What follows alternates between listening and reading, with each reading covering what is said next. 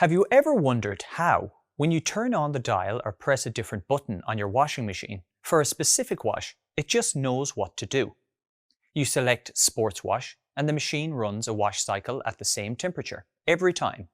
Or you turn the dial to Synthetics and the machine runs a wash for the exact same length of time each time. Functions work just like this, running the same set of stored instructions repeatedly without requiring you to adjust the settings every time.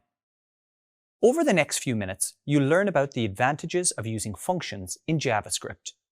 You will learn how functions are structured and how to declare a function in your code with the use of parameters. Finally, you will discover how to call or invoke a function with your code with the use of arguments. But first, what is a function and what does it do? One of the basic principles of programming can be summed with the acronym DRY. In other words, don't repeat yourself, and it's thanks to functions that you can avoid repetition. With functions, you can take several lines of code that perform a set of related actions and then group them together under a single label.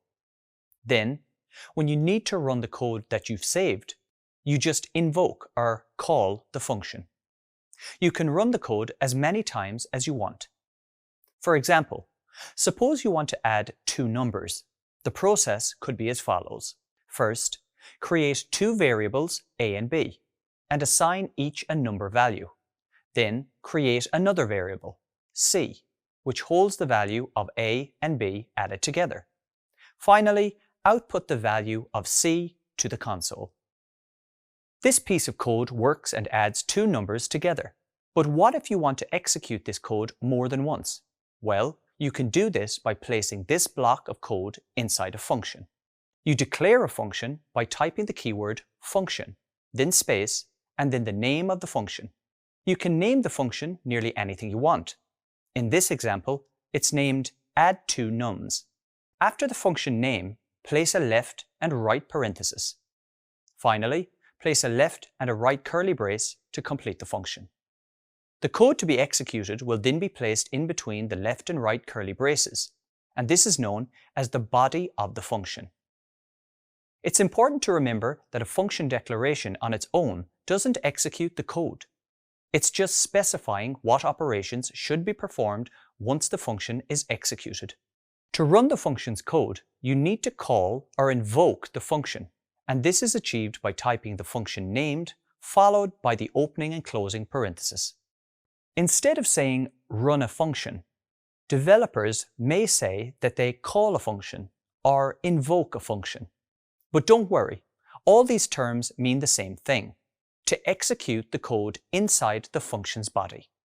Next, let's explore another major advantage of functions: the use of values. Did you notice how the add2nums example was just adding the numbers 10 and 20? These numbers are our chosen values for this function. But this is just one example of the use of values. With functions, you can use any values you want. Take for example the add2nums function created earlier. The function accepted no arguments. In other words, no parameters were defined.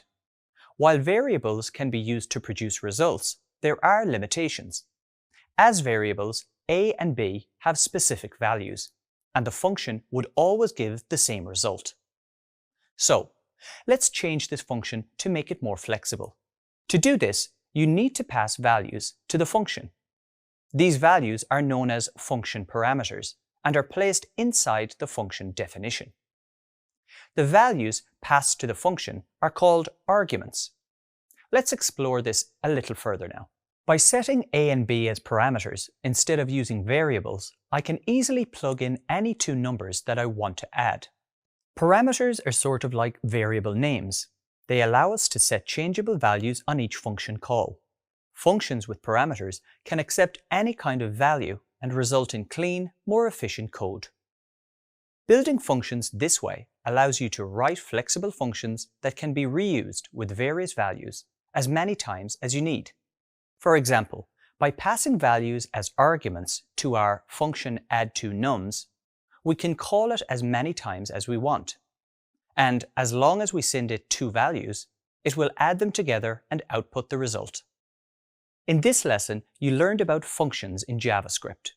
First, you created a function without parameters and assigned fixed values inside the body of the function itself. Then, you learned about function parameters to pass values to functions. It's important to remember that function parameters act sort of like variable names. The actual values that these variables will be assigned will come in the form of function arguments at the time the function is invoked.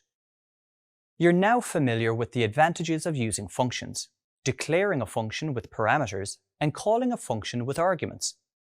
Working with functions is common in day-to-day development, and is one of the core skills a developer needs to master as they help you write more efficient, reusable code. You probably know that freight trains are an important means for moving cargo. But have you ever thought about the system that keeps things running smoothly as changes are made at every stop? Carriages are typically set in a specific sequence, and each carriage may carry different items or materials. Other carriages can also be added or removed without disrupting the rest of the order. Much like a freight train, JavaScript has a piece of functionality that allows you to store and rearrange sequenced collections of items. This is called an array. In this video, I'll guide you through how to build an array and access its contents. I'll also demonstrate how JavaScript stores the contents of the array and indexes its values. Let's say that you want to emulate a toy freight train using JavaScript. On this train, each carriage has a number painted on its side and is presented in sequence, starting from 0. Using JavaScript, you'll assign some cargo to each carriage. For the first one, let's input var carriage 0 equals wheat. Great. Now when you inspect the contents of carriage 0, you'll get back the word wheat. You can use the same approach to model your entire train. Let's say you do just that and end up with 5 variables of different values.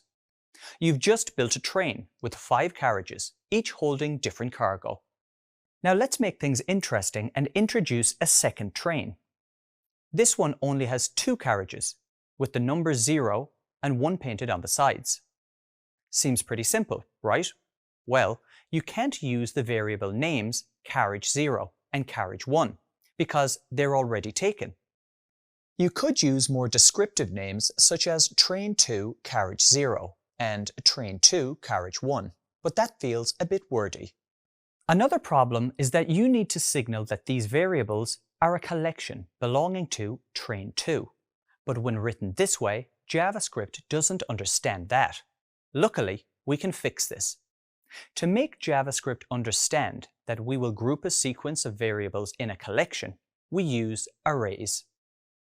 You can build an array using the array literal syntax, which is an opening square bracket followed by a closing one. The array is currently empty, but JavaScript now understands that we will provide a collection of items. So let's assign that collection to the train1 variable. Finally, let's add carriages to the train1 array by typing in the item names with each separated by a comma. So, now we have a train, but what happened to the carriage numbers? Not to worry, behind the scenes JavaScript gives each item a number, starting from 0, that corresponds to its place in the sequence. You can then use these numbers to access each carriage. For example, typing train1 followed by 0 encased in brackets will access the value inside carriage 0, which is wheat in this case. To summarize, arrays help us achieve several things in JavaScript. Arrays signal that the assigned values all belong to a group. These values are ordered in a sequence, and each one can be accessed through its index number in that sequence. In this video, you learned how to build an array in JavaScript. You also learned how JavaScript sequences array items using an index value. In programming, if you have groups of data that you would like to relate, you can assign them to something known as an object. In this video, I'll help you to understand why we use objects in JavaScript. I'll also demonstrate how to build objects using dot notation as well as by specifying comma-delimited key-value pairs. Let's say that you are using JavaScript to build a game, where the objective is to build your own cookie-selling business. Your game is turn-based and uses tiles for characters to move, trade, and build their company. Your first task is to build a store manager character. You need to set certain traits, so let's code them with JavaScript variables. We'll set some numbers for the movement range, social skills, street smarts, and health. There.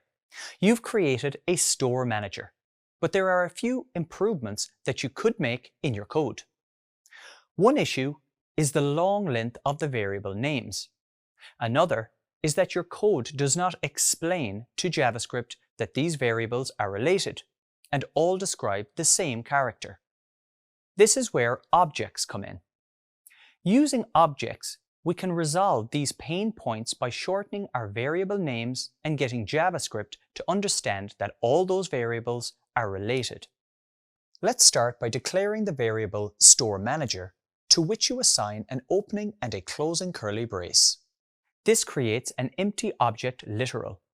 Next, instead of declaring individual variables for the traits, you can add a dot operator to each one, right after the words store manager. Now, when you inspect the store manager object, it recognizes these as traits of the store manager. So, here you have built a store manager object using dot notation. Each trait is a property of the object. Objects can be described as collections of related properties, where each property is represented as a key-value pair.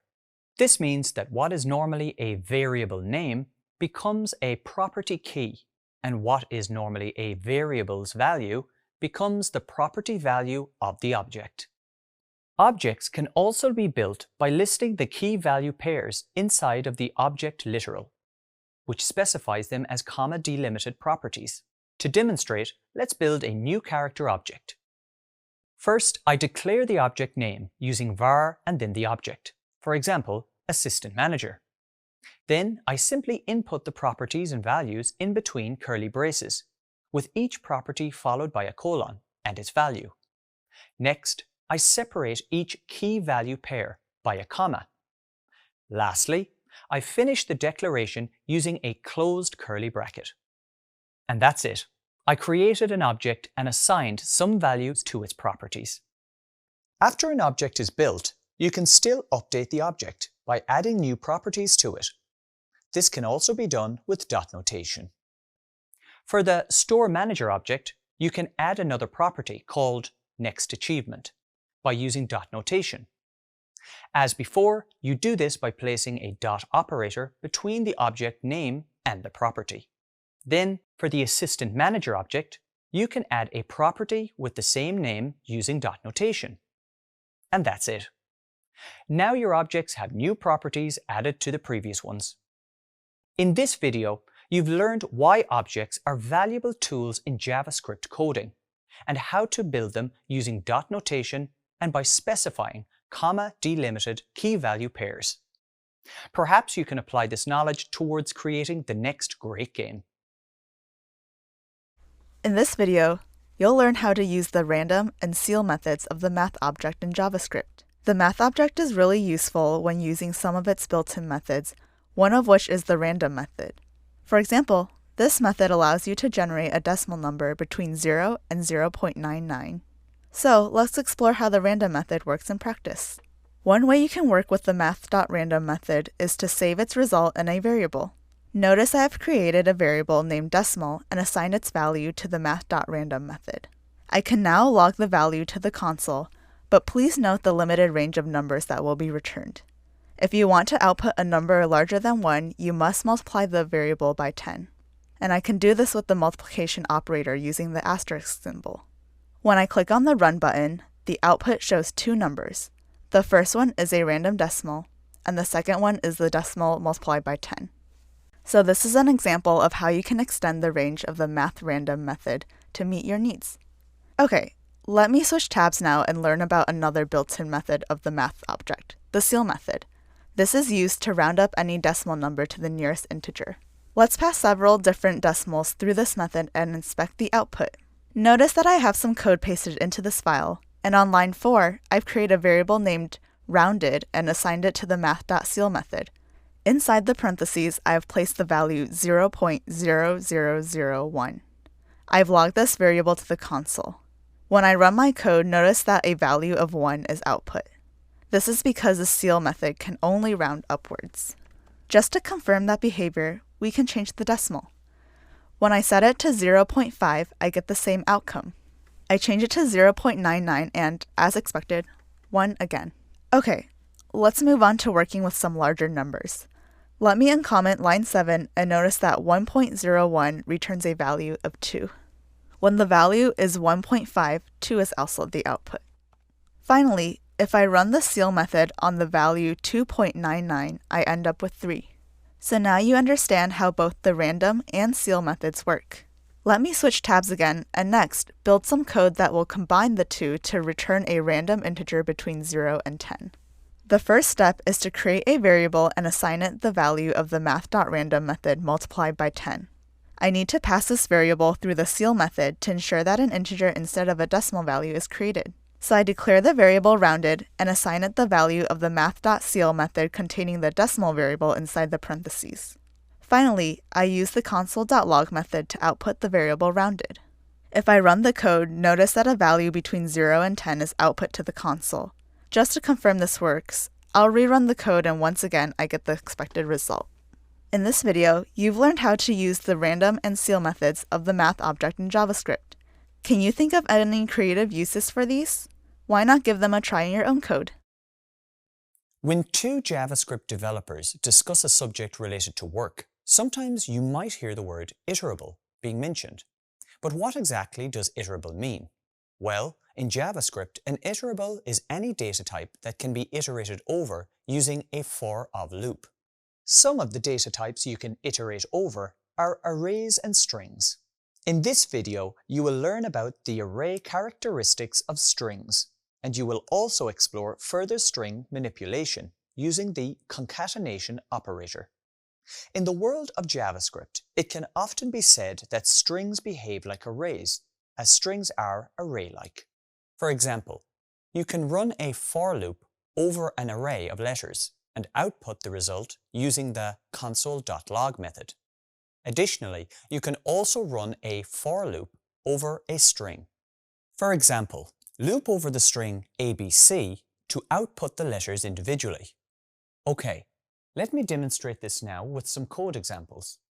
In the file I have open in my console, I have a variable veggies, which has an array with 3 strings. Each string holds the name of a vegetable, specifically onion, parsley, and carrot. I've typed a console log for veggies.length, which will return the number of array items. I also have console logs for the first and second items of the array, using the indexes 0 and 1 respectively.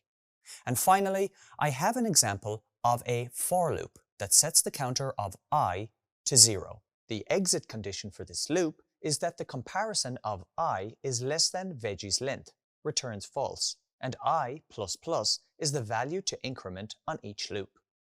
Inside the for loop, I'm console logging the veggies at the index of I.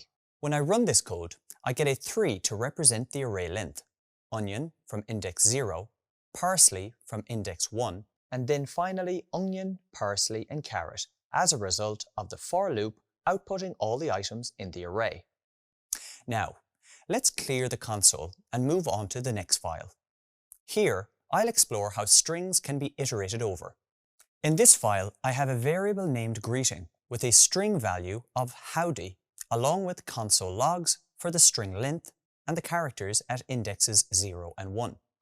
And again, I have a for loop that is structurally the same as the previous example.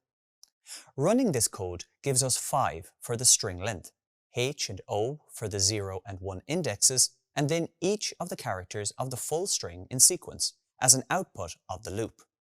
Despite the similar behavior, strings are not arrays. To examine this more closely, let's move on to the next example. Let me clear the output first. In this code, I have the greet variable that stores a string hello and a user variable that stores a string Lisa. Then I run a console log with the string greet and the pop method, which, as you know, removes items from an array. There are two other lines of code, but don't worry about them now. I cover them shortly. When I try to run this code, I get an error that says type error greet.pop is not a function. This tells me that I can't run all the array methods on strings. Now, let's run the two other lines of code. On the first one, I console log the variable greet, the plus operator, and the variable user. And on the next line, I console log the variable greet and concat method with the variable user. The concat method accepts whatever value I want to concat or join with the greet variable. In this case, both lines of code will work, so they both console log hello Lisa. So I can confirm that the plus operator here, when used on strings, acts as a concatenation operator, meaning it joins strings together. And I also have a method named concat that I can use on a string to add values to whatever string the concat method was run on. In this video, you'll learn how to use the typeof operator to identify the data type of elements in JavaScript. The typeof operator accepts and evaluates a parameter and returns the name of the data type, represented as a string. To use it, you can type typeof followed by the parameter enclosed within parentheses. In my code, notice that I have created several instances of the variable test. Each is assigned the typeof operator with a different parameter. To check the result, I'm also using the console log method to output the value of the variable test.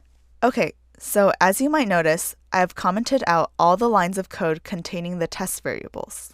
To demonstrate the typeof operator using different parameters, I will uncomment each of these lines one at a time, run the code, and then inspect the output. First, I uncomment line 3, which contains the typeof operator past a parameter of a string. When I run the code, notice that the name of the data type is output, which is a string. Next, let me uncomment line 5, which contains a number value. I rerun the code and notice that the data type named number is output. If I perform these steps on a decimal number, I get the same result for the decimal number 3.14. Okay, let's now check the Boolean data types of true and false. If I run the code, the data type named Boolean is output to the console. I uncomment line 11, rerun the code, and notice that Boolean is also output. Okay, next, let me show you that you can also pass comparisons as they will evaluate to a single value, in essence, a single parameter. For example, you can pass a condition like 1 is less than 2. When I run the code, Boolean is output. You can also pass an array as a parameter to the typeof operator. However, the result might be somewhat surprising. For example, here I have an array containing the numbers 1, 2, and 3. If I run the code, the data type named object is output. This is because arrays in JavaScript are actually objects. Passing an object through the typeof operator also returns object. Finally, you can pass a function as a parameter of the typeof operator. If I uncomment line 19 and run the code, notice that the data type named function is output. Okay, and that's it for this video. You now know about the typeof operator and how it can be used in JavaScript to check the data type. I encourage you to try it out in your own practice code.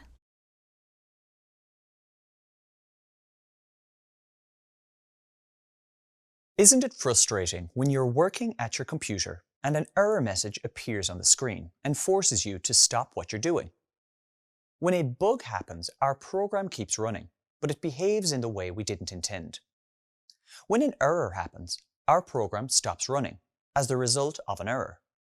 In this video, you will learn about bugs and errors in JavaScript and some of the common error types, such as syntax, reference, and type errors. Suppose you have created a function that you pass two numbers. The function adds the two numbers and outputs the result. Next, you call the function and add another console log to the next line, where you will output the string still running. When you run the code, the number 3 will output. Then JavaScript will happily continue on to the next line of code and console log the string still running. This is because our example code contains no errors. When the function is called, the code is executed and then moved to the next line. While this code works as expected, what if you pass to the function some varying data types, such as a string and a number?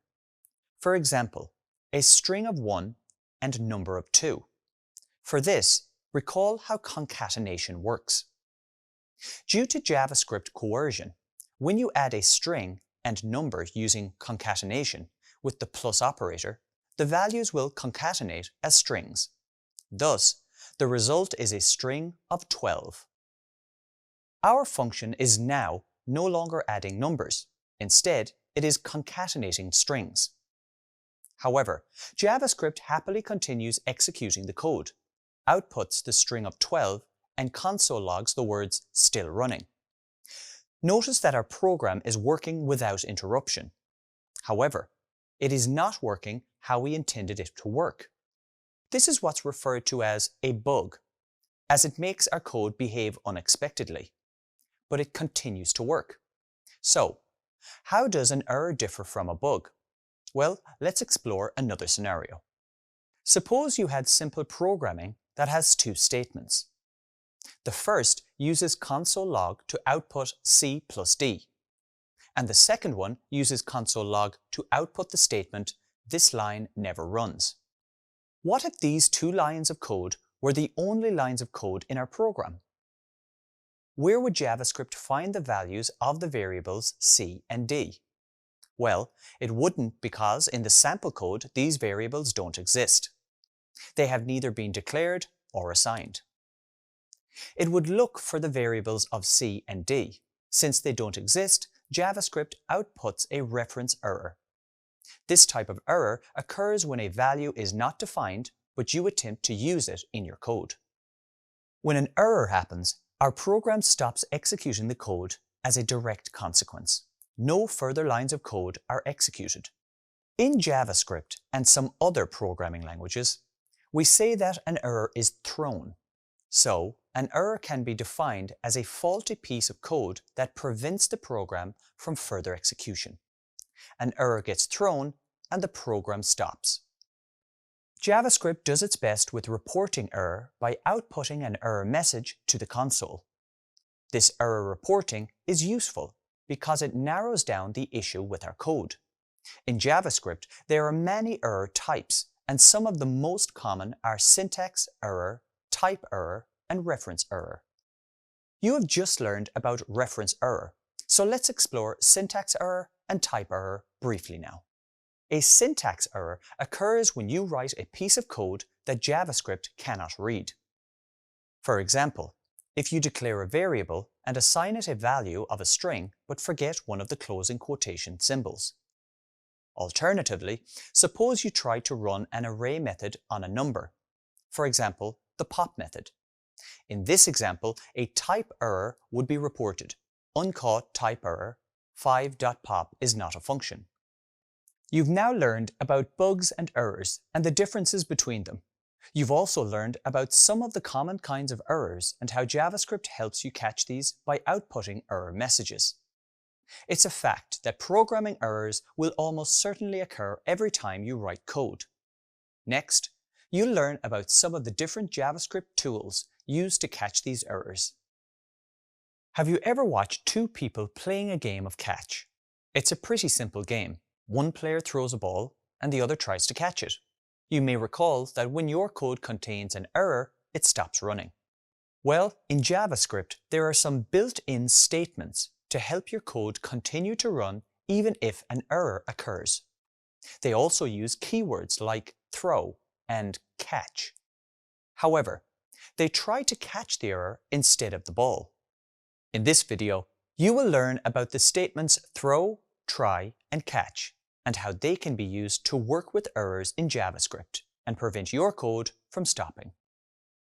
This process is more commonly known as error handling. First, let's explore the try-catch statement that uses the keywords try and catch.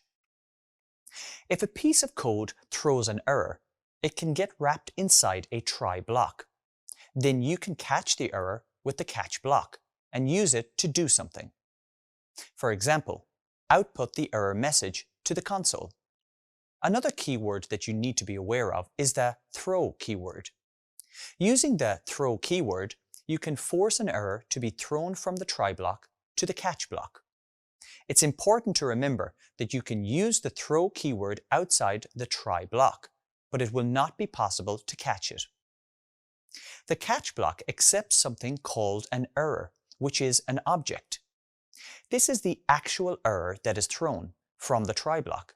While you can name it anything you like, it's best to keep it short and meaningful. In this case, I named it ERR. Let me demonstrate how this works further with some code examples. Let's define a block of code to be tested for errors using the try-catch statement. Okay, so I have Visual Studio Code open and a JavaScript file with some sample code. If I was to run this code now, it would return an error and stop working. This is because the first line uses a console log to output a plus b, but these variables are not declared anywhere. The second line has a console log to output the string "this line is never reached," and this statement looks to be error-free. When I click the Run button, a reference error is output telling me that A is not defined. The JavaScript engine then stops immediately and does not process the second line. It's not only JavaScript that throws errors in our programs. You can actually throw them on purpose. This is done by typing the keyword throw, followed by the keyword new, and then a specific errors constructor. In this case, I use the reference error constructor with a pair of parentheses at the end. When I run the code this time, I get a reference error output again. So, how can we prevent errors from stopping our programs? This is where the try-catch syntax makes itself useful. Let's go to a separate file with code that shows how that works. But first, let's break down the structure of the code. The try block starts with the try keyword, and inside of curly braces, you place the code that you think will throw an error. Next is the catch block, which catches the error that the try block produces. It begins with the catch keyword, and in parentheses, you have a built-in error object that you can name whatever you like. But here I've used ERR. Inside the curly braces, you place the code you would like to execute. In this example, the try block contains the same console log statement as before to output a plus b. The catch block contains console logs to output two strings. There was an error, and the error was saved in the error log. Finally, after the catch block, another console log outputs the string "my program does not stop." The benefit of using try-catch is that even if JavaScript throws an error while going through our code, it will not stop program execution. To demonstrate that, let's run our code example. Notice again, a reference error is output stating that A is not defined, and then the two strings from our catch block. It's important to understand here that the error is output because I logged it to the console. The strings output after the error message, proving our program continued running. Finally, let me switch tabs to another file and demonstrate how JavaScript responds when I manually throw an error. In this example, the try block contains the throw statement to throw a new reference error. In the catch block, there are two console logs. The first one outputs the error object, and the second outputs the string "there was a reference error." Outside the try-catch blocks, the program ends with a console log to output the string "my program does not stop." When I run this code, notice that the reference error is output. This is the error that was thrown in the try block and then output using the error object in the catch block. Once again, this is just the error being output. The code has not stopped running, and I can confirm this as the final console log message is output to the console. In this video, you've learned how to work with errors in JavaScript. You learned how you can use try and catch blocks and the throw keyword to deal with them. The next time you see a game of catch, think about how you can use a similar mechanism to help catch errors in your code. Imagine that a restaurant has been booked for a wedding reception and the big day has finally arrived. Unfortunately, not everything is going smoothly, and it seems that many expected guests have not yet arrived. So, how do we know that empty seats should be filled with guests? It's as simple as placing a small sign on each table. Each one tells us a person is not currently here, but a person should be here. In JavaScript, there are similar situations in which you need to mark the places where a value or object should exist. In this video, you'll learn about 3 types of empty values: the null data type, the undefined data type, and empty strings. I'll also demonstrate some of the scenarios in which you can expect to encounter these values. We'll start with the null data type. Null represents the intentional absence of any object value. It is also a return value of some built-in JavaScript methods. For example, let's say you create the variable named letters and assign it a string value of ABC. You'd like to search for the letter A in this string. You can do this by using the match method to search inside the variable. This returns an array with several pieces of information, but the most important part is that it confirms the A was found in the string. This time, let's use the same method on a different letter, the letter D. The return value of the match method should be an array, which is a kind of object in JavaScript. But since the D letter cannot be found, the array with the result can't be built. So null appears instead to indicate the absence of an object. In JavaScript, there may also be times when you are building something that hasn't been clearly defined yet, and so you can't assign a value to it. Fortunately, there is a way to store it so that you can assign it later using the undefined data type. While some data types in JavaScript can hold many possible values, others are constrained to just a few. For example, the string data type can hold a virtually infinite combination of characters, while the Boolean data type is limited to the values true or false. The undefined data type can only hold one value, undefined. You may recall seeing this in your practice code. For example, all functions return undefined by default, unless it's been decided to return a specific value instead. When you use console.log to output something like a name, you will see undefined displayed after the output. This is because console.log is a function and you are not returning a value. Another common situation where the undefined value appears is when a variable is declared without assignment. For example, suppose I create a variable named noise but do not assign it a value. You might recall that this is valid JavaScript and the code will run. However, as the variable has not been assigned a value, JavaScript automatically assigns the value of undefined. We can even explore this further. For example, let's say you use console.to output the unassigned variable noise.